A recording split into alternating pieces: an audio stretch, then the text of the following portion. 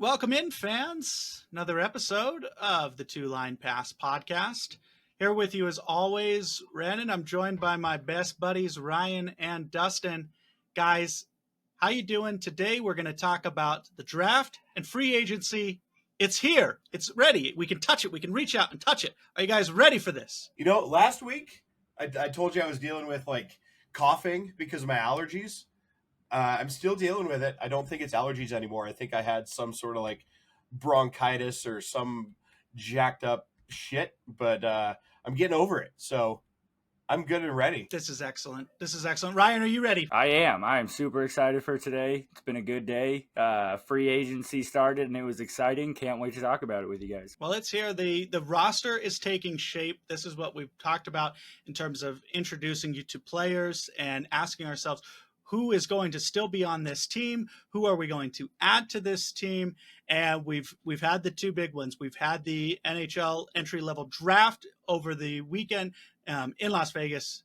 I got to say, it was probably the best production value NHL draft. It's not like I went out of my way to watch the last 15 years of drafts, but I got to say, having it in the Sphere in Las Vegas just set a tone of the NHL kind of saying, we're here. We know we're not on par with the NFL. We know we're not on par with the NBA, but we'll be damned if we're not going to be the third most watched sport in America. And this up and coming concept of production value, and with ESPN behind them, I think they're really going all in on production values. Guys, did you have a chance to actually watch the draft and see any of that? Not just for Utah's picks and things, but how did you feel about the way the NHL presented the draft? I didn't watch the draft, but I watched highlights of picks being made, especially Utah's, and with it being in the Sphere, how they had it lined up to where it was going from behind where the announcements were being made and up along the top of the Sphere. That looked really cool, and yeah, the production value is way up there. So it was very cool to see at least highlights from that. I thought it was a nice step up from the normal just commissioners in a suit or the GMs in a suit with a little stupid card where they would be like, here's the draft pick. It was one thing I didn't like were all the stupid celebrities announced. I'm sorry not to be that guy, but I'm going to say it. Celine Dion. Why were you there? I don't care. I'll say it. Matty Beniers making the first draft pick for Seattle because he's there. Shut up. Just draft your pick. Come on, guys. We don't need all this. But shout out Ryan Smith because we got booed before we even did anything. And I'll be damned if I'm going to let Calgary fans boo us because we took their guy. Fight us, Calgary fans. You can't boo us. We haven't done anything yet. An all-timer from Smith. But hey, let's get right into it. Why, you ask, might Calgary Flames fans be mad at the Utah Hockey Club? Well, with their very first franchise pick in franchise history, the Utah Hockey Club selects center Tij Iginla, son of Flames legend Jarome Iginla. Ryan, you picked this. You saw it. I thought for sure they were going to go defense there, and you said, hey, they're going to take Iginla. Ryan, obviously you got to be excited about this pick, right? I am. I called that shit. Nobody can tell me I didn't. But if you think about it, he's really the perfect pick on a guy to bring in because he's got names, his name alone is going to bring in viewers because guys are going to be like, oh yeah, I watched his dad chase a cup and arguably be one of the most entertaining players and captains in recent NHL history. His dad's a Hall of Famer. We already have Shane Doan's son, Josh Doan, which is going to bring over some more name value. Get the two of them together with some chemistry. It's golden. And Tij plays just like his dad, but better. He's better at everything than his dad was. And I mean that with all due respect to Jarome. He was incredible. But his kid is, you know what I mean? It's just one step better. And I like a guy who's not afraid to fight. And if you guys got to watch the clip of him showing Marshawn Lynch how to lock up in a hockey fight, one of the most fun things you could do is watching this 17-year-old kid. When he stiffens out on him, Lynch is like, oh, shit. Oh, God. Just a little bit of fun. And they said even if Tij was a fraction of what his dad was, we'd be lucky to have him. And I think he's going to be just as good, if not better. Dustin, were you excited about the Iginla pick? How much did you know about him? What do you have to say about him? I mean, obviously, I recognize the name Iginla, even as like a casual hockey fan. That's a name that you know, even if you're just sort of like an outside observer who's paying attention to your team and not really following the whole league too closely. That's a name that you know. I asked you for like a brief summary of what you thought about that pick, and Ryan just said like he's better than his dad. And you know what? That man had a 20-year career. He's in the Pro Hockey Hall of Fame. He's set like franchise records for like goals and games and points and everything. So if you've got a guy like that who played 2 decades in the league and set records, and at your age, you're already being talked about by somebody who I believe knows the game pretty well inside and out, and telling me that he's better than his dad was and he has better skills than his dad did. That's got my excitement through the roof. I'm eggplanting over here, if you will. So I'm very excited for this one. Stop! I can only get so erect. He's going to be so fantastic. I think he's going to be a lot like Logan Cooley, where I think we're going to see him this year, and I hope at least we see him this year. I don't want to see him go back to the minors or to the AHL. I think he's a kid who's going to be ready, and I think we have a need at center, so it'll be exciting to see him. But he wasn't the only person drafted. The Utah Hockey Club also traded to get another first rounder in Cole Baudouin or Baudouin. You can maybe pronounce the N. We were practicing a little bit of that. Who's another really tough, really skilled center. And then 4 straight defensemen picked in Will Skahan, Thomas Lavoie, Veti Väisänen, Gregor Bieber, and then we get back to the forwards in Gabe Smith and Owen Allard, both centers. I really think Owen Allard's going to be something special. It's going to take a few years, but watch for it. You're going to be saying Owen Allard's name. And then Lez Czech, Wojtek Radek, and Ludwig Lofton was the last defenseman selected out of the Swedish. So the Ludwig fans, I think Ryan's going to get Ludwig's jersey, and I might get Wojtek's jersey. We'll see if they ever play. That's one thing that you have to realize about the NHL is you stock up a lot of these players who might never actually play in the NHL. And they may be perennial minor leaguers, whether they play overseas in the European Elite Leagues. They can't play in the Canadian Juniors for very long. So usually they're playing in the either the European Elite Leagues or the American minor league system, whether that's the AHL or the ECHL, depends on the player's skill. But overall, guys, what are you thinking in terms of if you had to grade the Utah Hockey Club's first ever draft, what grade are you giving? We'll go to Ryan first, then to Dustin. For our first draft, we had the most amount of picks. Am I right? We had 11 through the 7, which is, I mean, you really can't go like if 3 out of the 7 or I guess like 4 out of the 11, if they hit, perfect. Like, that's more than you can expect most years. But I got a good feeling about those bottom 2 guys, the last guys we got in the 7th round, Ludwig and Wojtek. I think they are going to be franchise players in the next 5 years. I called Tij Iginla. I'm putting my stamp on these 2 as well. They're going to be the guys. Maybe not today, maybe not tomorrow, maybe not the day after, but sometime they'll be the guy. Call it the Ludwig lock. Dustin, Ryan, did you give a grade? What was your grade? Oh, I did not. I completely skipped over that. I'm going to give it a B. I'm going to give it a B+. I think it was solid. Drafting 4 straight defensemen, I like it because that's one position in the NHL you can never have enough depth at. And if 1 or 2 of those guys turns out to be a top 1 or top 2 would be amazing. But if they just turn out to be a bottom 3 defenseman, I'm okay with that. You know, you got to have guys who his injuries happen, especially on the blue line and especially in today's game with forwards and how fast they're getting. blue line guys, you got to be quick, and being quick, trying to skate backwards leads to a lot of injuries or potential injuries. So I'm going to give it a B. Dustin, what grade overall are you giving the first franchise draft? I got a little excited when Ryan said B to start with, because I was over here thinking I was going to give a B plus, because I was like, okay, well, at least there's a little bit of difference. He's going B, I'm going B plus. But yeah, I'm going to go B plus. And that I want to like make a note that that's just based off of the draft only, because going into the draft, I thought, okay, we have our goalie, we have a lot of really good key pieces on the offensive side.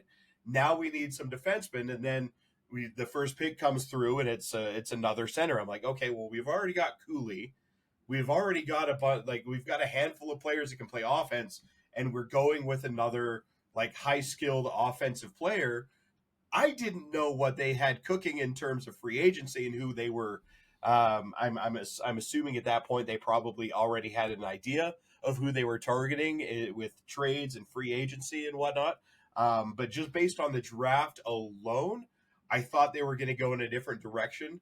But as a whole, with what they've done between the draft and free agency and trades, I might tick that up to like an A minus. But I'll just say, based on the draft alone, if we're focusing just purely on what they drafted, I'll go B plus. B plus, I'll take it. And you know what? I might as well be, even though I think I agree with you guys in the BB plus range, I'm going to go with an A minus for history's sake, because I feel like if you look at the picking up Iginla in the first round, I think is it's such a good, crisp, fan get you excited pick. There was, if you looked at that, there was the best, if you go by best available, he was not the best available at the time. But I think in terms of excitement and potential, I think he had more potential to put fans in the stands and produce on the ice. I think that was a twofer, because I think there was the defenseman that you were likely going to go to, unless you're really unless you've watched hockey a lot, you probably didn't know any of them. I can't imagine that too many casual fans are paying too close attention to the NCAA, even people who win it. The Zeev Bayam out of Denver, I mean, he's very, very good, but again, I just don't know what percentage of casual fans are actually paying attention to the NCAA until the Frozen Four. But even then, the Russians, I don't think too many Americans are paying attention to the KHL at all. So even if you take Antoine Vasilyev, they're good defensemen, and they would have been good on the team. But I think Iginla, just alone, in terms of if you take the total package, he alone is an A-plus draft pick. And then the rest, like you said, very heavy on centers, which historically, if you look at the Arizona Coyotes history over the last few years, the coaching staff and Bill Armstrong have had a habit of converting centers to wingers. So I don't mind that we overstacked at center. And then, of course, defensemen. I feel like you can never have too many defensemen. There's going to be a lot of talent in terms of forward. But if you can get some homegrown defensemen, then you're in good shape. And speaking of homegrown, I want to talk a little bit philosophically, not necessarily about any one player in the draft, but I want to talk philosophical drafting techniques. So somebody asked me, they said, "Randon, you're just a fan of hockey. What do you know about drafting and free agency? Like what gives you the right to sit here and tell us about it?"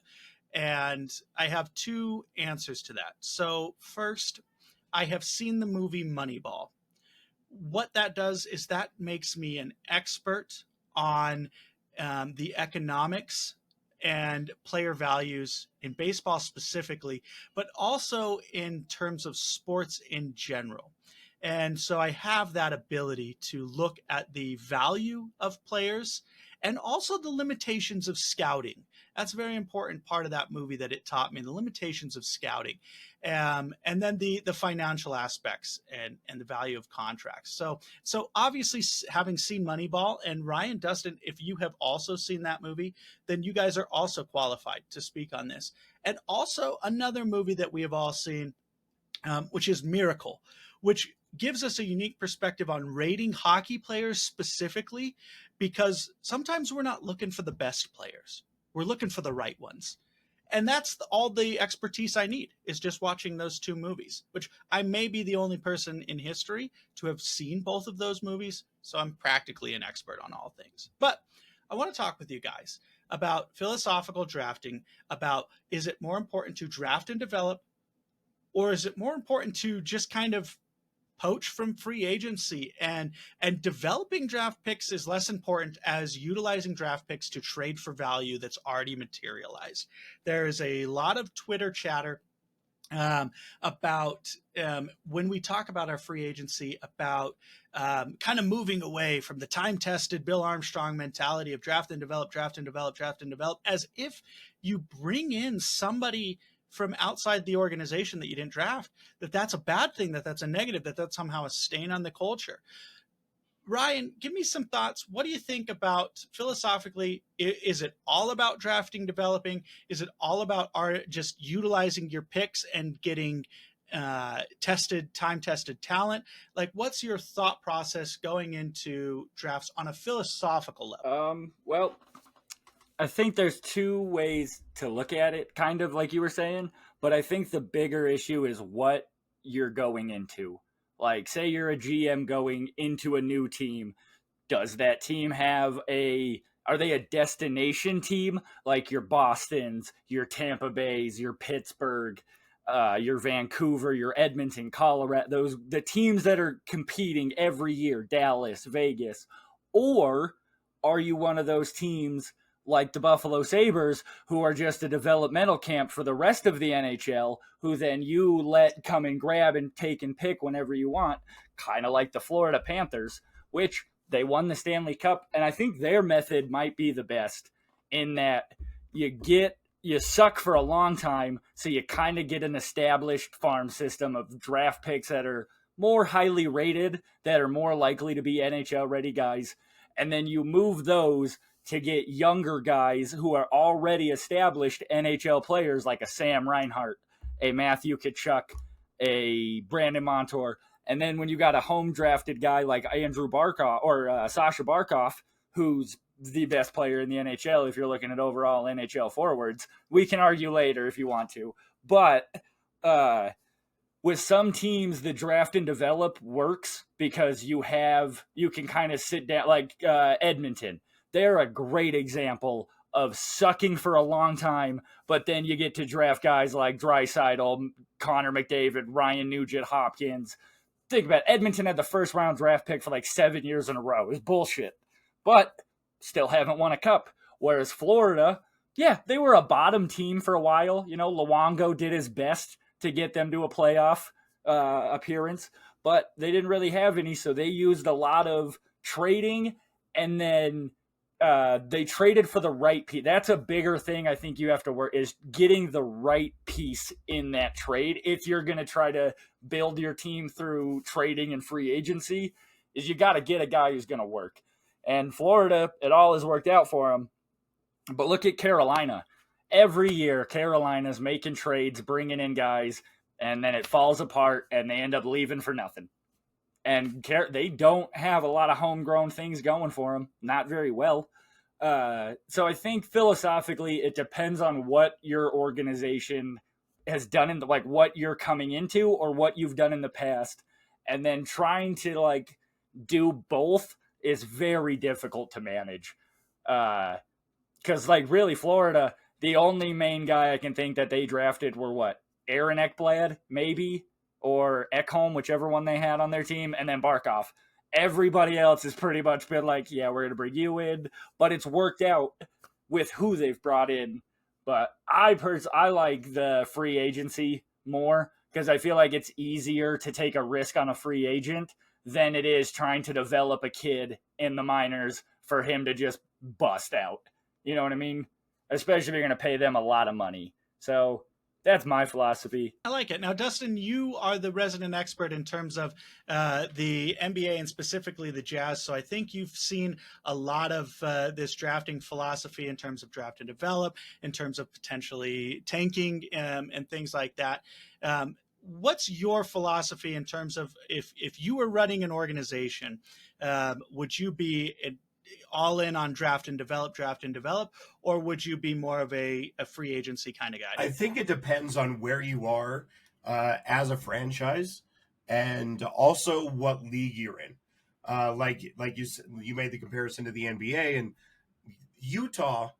As long as the NBA is the way that it is, Utah's going to have to be a draft and develop, or even just like trade for guys that are like sort of lower tier that you think you can get more out of, but mostly just draft and develop, because the Jazz aren't going to get any big name, big like high caliber free agents to come to Utah. That's a little bit different in the NHL, where if Utah can afford them, and right now they have cap space to afford higher paid players, you can get them to come to Utah in the NHL. It's not the same type of there's not the same type of stigma about like, oh, I don't want to go to Utah. They don't have a nightlife. That was a big thing a handful of years ago during a series with the LA Clippers, I believe it was, where people were saying, oh, Utah just, they don't have nightlife. There's no fun in Utah. There's no clubs to go to. And that's sort of like that's more centered around the NBA, not so much the NHL. You know, a lot of NHL players are the types of guys that are going to be staying out until 2 a.m, wanting to just go clubbing and drinking and popping bottles in the back room, like a lot of the players in the NBA will. But I think so the Jazz, they have to be a draft and develop. I think in the NHL, the best idea is probably just a hybrid between the two. You want to draft and develop your core and sort of have your guys, and then identify the pieces that you need to add. Identify, okay, we need a high level defender on the blue line. We need a high caliber goalie. We need somebody who can do this. We need somebody who can do that. And you target those guys in through free agency or through trades, and sort of just run like a hybrid of the two. That to me feels like the best idea to go with it in the NHL. Although I do think, just based on what contracts are and how affordable some of them can be, if there was something like a money ball approach that was going to work, I think it could still work in the NHL. But yeah, I think it's probably just a hybrid of those two. You want to draft and develop your core, bring in some free agencies, some free agent signings to fill holes and to fill needs that you have, and just build it that way. The Moneyball approach maybe played too much by the previous owner, but without the analytical approach. It was simply the I don't want to spend money. And that's kind of been a big talking point too, is that you've got a owner now in Ryan Smith who wants to, quote, or will, quote, spend money. And so that kind of, I think, gives it the impression that you're just going to go out there and try to buy up all this talent.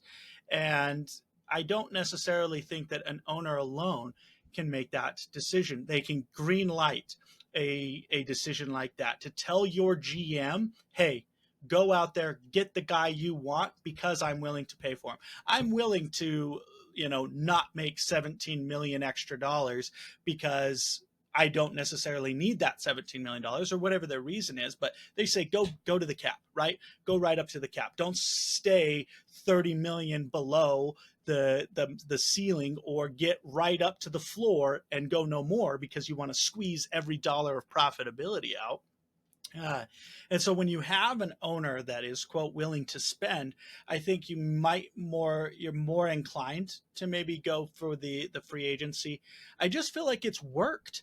It's just worked recently in terms of like not needing to rely on the draft. And certainly you always want to have a core of young guys, and I don't want to dehumanize them by any means and purely look at them just as assets, because that's an argument too, is that you need these assets to trade away, right? Like, well, maybe Florida only had 3 guys that they drafted, but they drafted all the people that they traded to get the guys, and maybe that's the case, but It could also be the case that they took on contracts that the teams who had them didn't want. You see this a lot, right? Teams can no longer afford to keep their best, most high-paid players, and other teams who are in that position will take them away. This is not exclusive to the NFL or to the NHL. This happens in all the leagues. Well, I would say most of the leagues, at least, that teams just simply can't afford to keep their best players anymore, right? And then you go into the concept of the rebuild, right? Which is obviously Arizona has been in the rebuild. But if you're a team that's focused on draft and develop, it's hard sometimes to know when the rebuild ends or when the rebuild is supposed to end. Does the rebuild end when we make the playoffs? Does the rebuild end when we win the Stanley Cup? Does the rebuild end after an arbitrary 5-year period? And so I think it's like speaking from a casual fans, I think that's why rebuilds are so frustrating. It's because they're so vague and ambiguous, and you always want to be drafting and developing. So what's this concept of a rebuild when that should be our mentality anyway? Take a Utah fans, you've heard this in college football, right? We don't rebuild, we restock or we retool kind of thing. And I think like that's a philosophical term that sure everybody wants to get to, but how do you know if you're there? And so that's going to be, I think, one of the fun things to watch in terms of the Utah Hockey Club is you have a lot of salty Arizona fans right now, because right now they're seeing what they feel is a culmination of years of heartache and those really downtrodden rebuild years. But there's not any guarantee that that rebuild's over. But they're really sad because the moves we made in both the draft and free agency, which we're about to talk about, really make it seem like we're on the cusp of that rebuild being over and Utah's ready to compete. And so it's going to be exciting to watch Utah over the next few years. Like I said, we're maybe not going to win the cup year one, but we're going to compete year one, and ending a playoff drought, because we don't count the COVID year. So ending quite a long playoff drought, it's going to be quite exciting, and the Arizona fans are going to be salty because we get it and they don't. But do you want to know why they're salty? Because this is they're seeing in front of their eyes what the change of an owner does to change the culture of a team. Because honestly, the owners in Arizona, not trying to blame anybody, but if there's anybody to blame, pretty sure it's Alex, whatever his stupid name was. There was no good culture in the Arizona Coyotes organization. They were shitty to employees. They were shitty to hotel staffs. They didn't pay bills. Now, those fans who have been dealing with trying to be fans of an organization that has not given a shit about them are seeing that organization they gave a shit about get given a shit about by the owners, to where the whole culture of the team is changing. And sure, Utah might not be a destination for jazz players, but Arizona wasn't a destination for hockey players because of how bad the situation sucks. The situation in Utah is looking up pretty fucking good. The owner's spending money, so players and free agency are like, well, shit, they're willing to pay. They're not going to be cheap. They're building them a brand new stadium and facility to live in and practice. Like, we're showing them like we're going to become the NHL's newest destination, better than Vegas, better than that joke of an AHL team they call the Kraken, all of it. Utah we are changing the culture. This is what it's about, and that's why those fans are salty. This podcast is going to have more hate for the Pacific Division than it is going to have for the Central Division. We're going to take over the Pacific Division. I don't even think we're in it. Aren't we in the Central? Nope, we're in the Central. Okay, we're taking the Pacific too, boys. We're taking it all. I ain't scared. Bring on the hate. Oh, Ryan, Dustin, there is a lot to be excited about the future, because now let's move our focus away from the draft and develop, because some big moves were also made in free agency. Free agency started on July 1st, but even before free agency, when the trades were happening, we're going to consider it free agency, because it was just the draft, free agency, it all kind of rolls into one. Let's start with the big one, the news dropping. Defense, we talked about it, was the big need, the big hole. and we filled it in a big way, bringing in Mikhail Sergachev from Tampa Bay, two-time Stanley Cup winning defenseman, and all we had to do was give away a very potentially good center in Connor Geekie and a very good up-and-coming defenseman in JJ Moser. But we got our man to man the blue line. Ryan, what do you think about him? And Dustin, let's get your thoughts too. Oh, this was the best news I've had in a long time when I woke up and read the Sergachev trade. Because really, the biggest complaint I have had for this team has been no defense, but not even that. To have a defenseman who is a proven leader like Mikhail Sergachev. Sure, he played with Victor Hedman, so maybe he wasn't the number one lead, but he learned from Victor Hedman and Steven Stamkos what it's like to be a leader on the blue line in the locker room. And I think he's the perfect guy to bring in because he's only 27, which is crazy to think, but he is in the prime of his career, and he is a monster when he is healthy. He is scary. Sure, guys, he's not going to get us. He's no Cale Makar. He's no offensive juggernaut out there, but he's good at moving the puck out of the zone. And more importantly, he is a shutdown defenseman and a power play and penalty kill specialist. It's great. It's exactly what the team needed.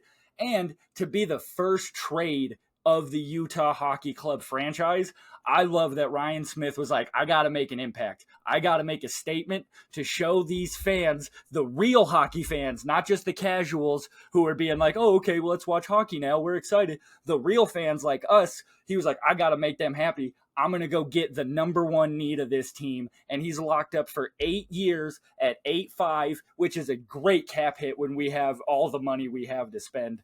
Really, it was a 5 out of 5 trade. I loved every second of it, and I am so proud of Ryan Smith and Bill Armstrong and the team for pulling that one off. Dustin, what did you think about the trade? Have you probably haven't seen too much in terms of Tampa Bay outside of the playoffs? What do you know? From your perspective, are you excited about it? So I'm excited about it because after the trades went through, I said to myself, okay, let's learn a little bit about these guys. I asked both of you, what do we think about this trade with when we picked up Sergachev? And I believe it was Ryan who told me he's a top 10 defenseman in the league right now. I went to read about it, and I found an article on The Athletic. And the first 2 lines of that article say, Mikhail Sergachev and John Marino, welcome to Utah. Utah, welcome to the playoffs. And that's signals to me that right now, this team is in win now mode. We talked about this an episode or 2 ago, whether or not Utah was going to be sort of like, are they going to be rebuilding? Or are they going to be retooling? Are they going to do kind of like a slow burn as they try to work their way to the playoffs? Or are they going to try and make some big name splash moves right out of the gate? And this answered it in spades. Utah wants to win, and they want to win now.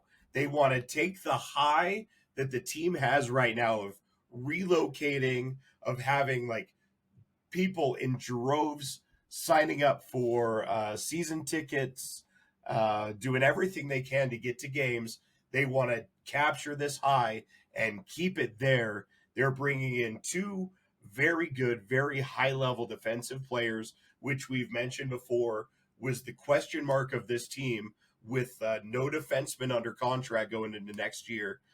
They signed a couple of guys, like they signed Spicy Tuna, who's technically defenseman, but he's not going to be the type of guy that like Sergachev and Marino are. That's more than likely your number 1 line defensive unit on your number 1 line.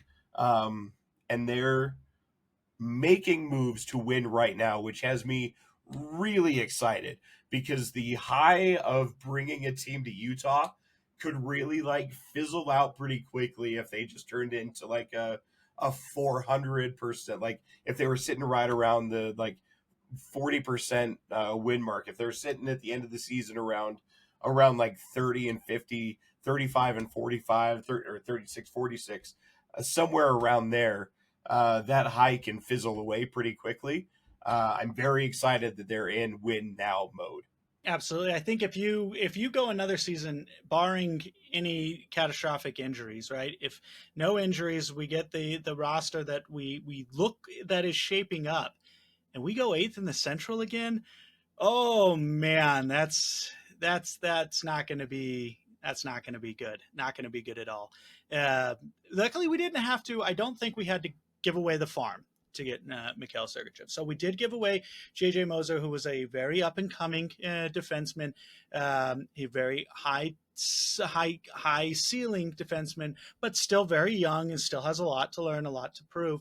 And then a lot of excitement around Connor Geekie, who's never played an NHL game before. He was drafted the same year Logan Cooley was, later in that first round. And what you see is a lot of his hype from his Canadian juniors, which he went back to.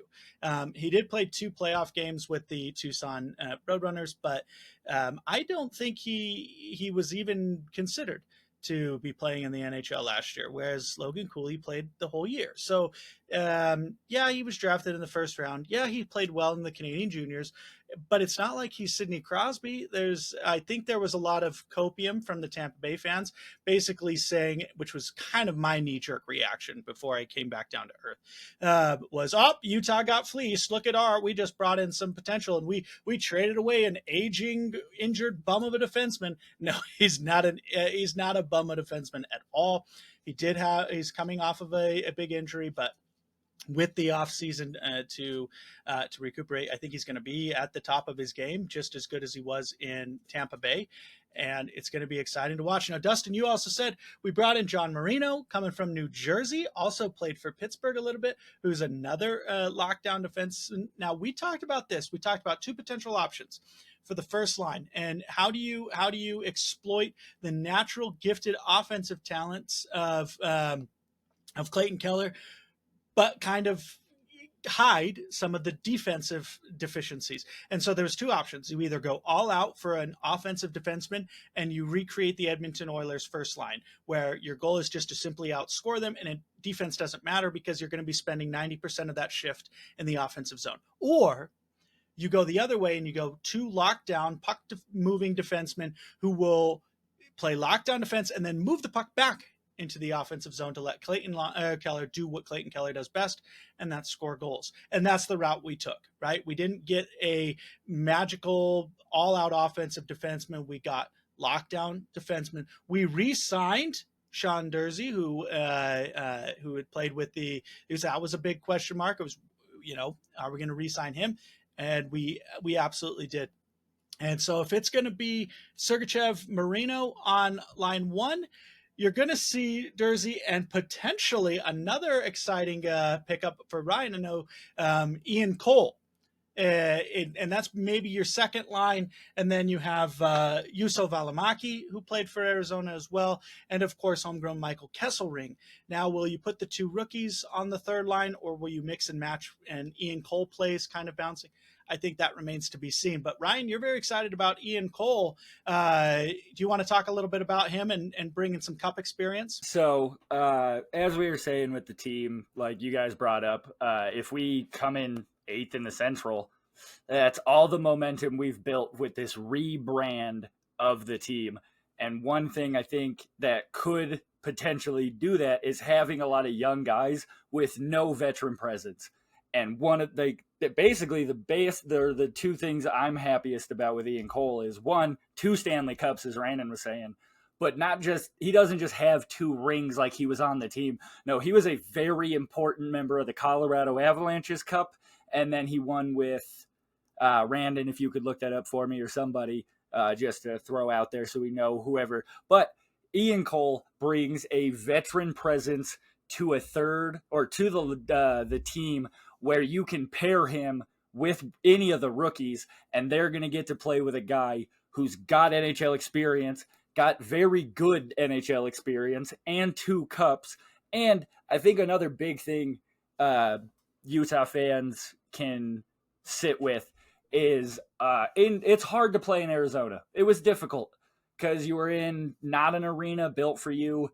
the owner didn't care about you. You weren't winning very many games. Sure, the fans were on your side, but you know what I mean? It's hard to play in quiet arenas when you have nothing to look forward to.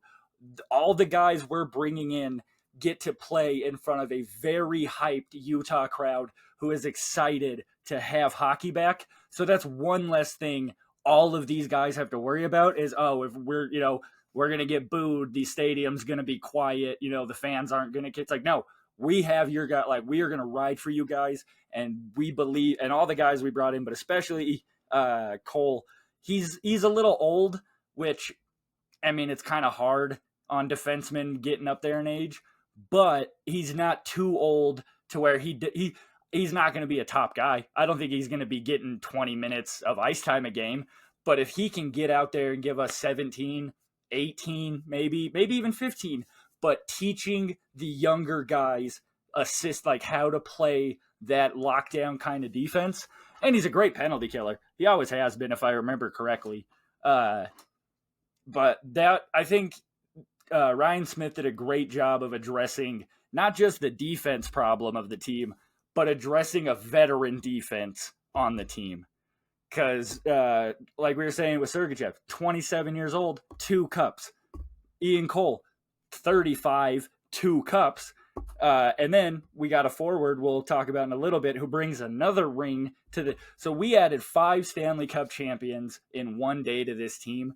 And I can't imagine the morale boost that brings to a locker room of guys who are young, who've never got to experience real good winning NHL culture. And I think the guys we brought in are going to give those rookies and those younger guys like Clayton Keller, Logan Cooley, they're going to give them, kind of show them what it's like to do it. And I think it's just going to motivate everybody. And we were talking about, when does a rebuild end? I'll tell you one thing. Ryan Smith made it very clear. Our rebuild is over. We are going to compete this year.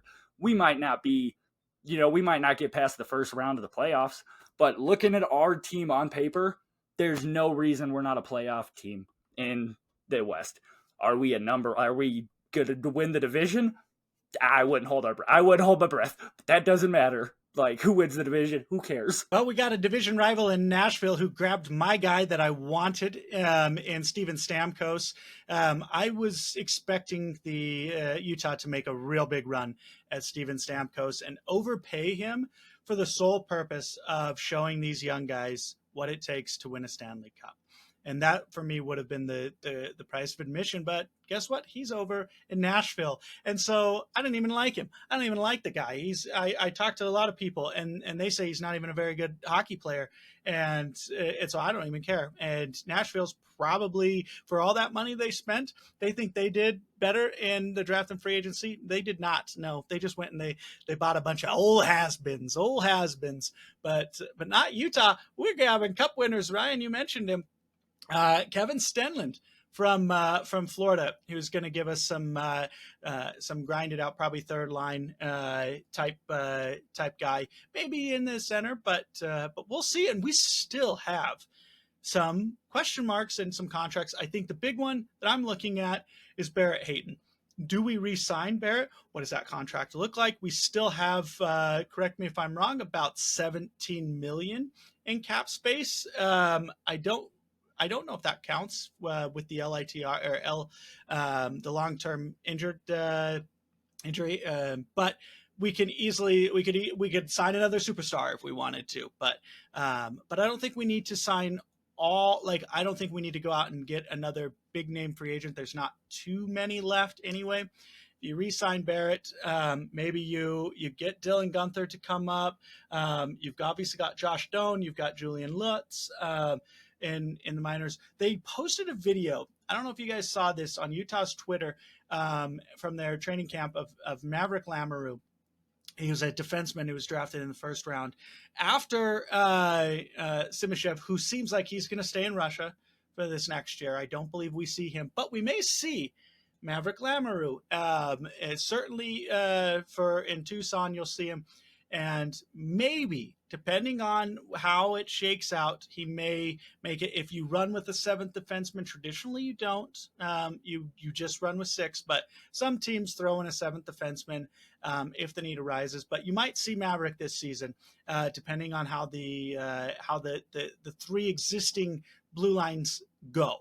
But we do have. I don't think there's any need to sign any more other than Barrett Hayton, and then I think you have your team. I think you have your team, and what we'll do is we'll look at here in the next month or so. Once free agency starts to calm down, once most of the big trades have been made, and we start to see these rosters really solidify through into training camp, and we'll start to break down. Okay, the floor was 8th in the Central. Okay, where do we need to be to make the playoffs, and what does the West look like? What points, and we'll start to break that down based on what the other teams look like, based on what Utah looks like. But Ryan, you said it best. Like I think this signals that the rebuild is over. And we're ready to compete now.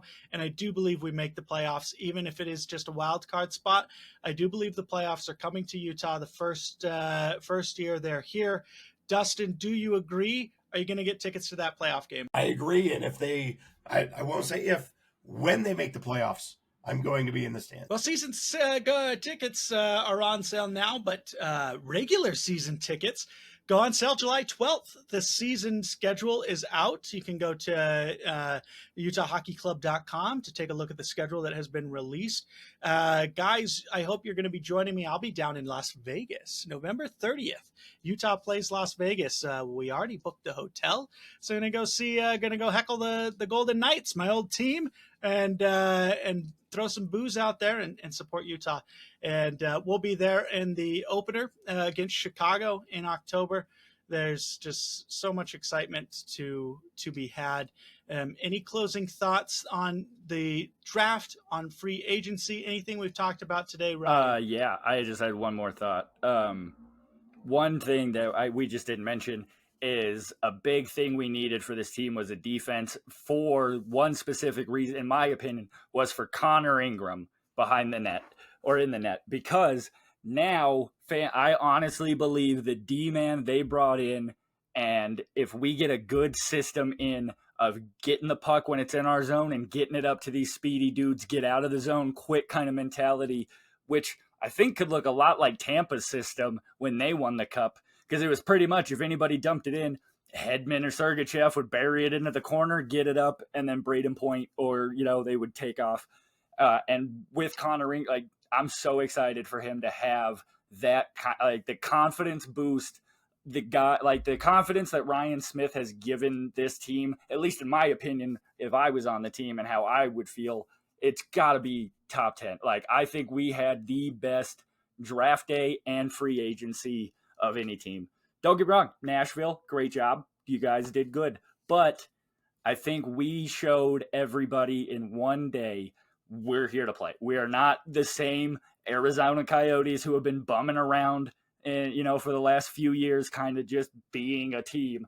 It's no, man, this is no longer easy wins on your calendar. We're coming. We're here and we're coming. I don't want to pour the salt on the wound for the Arizona fans, because most of them are good people, but there's a few out there in Twitter land that are kind of... You don't have to. I will. I'll pour the salt on them. I don't care. It's kind of funny because it's this is you see the reaction from around the league, right? The reaction to the draft, the reaction to free agency moves that Utah's making, and the universal reaction is, wow, this is what it looks like when an owner cares about their organization, or this is what it looks like when a team actually tries to win and makes moves to win. And I get it. I would be, I'd be pissed if I were you guys. You believed in it. You believed in the draft and develop, and you were sold that draft and develop's the only way. And free agency is a chump's move, and you got to draft and develop. And guess what?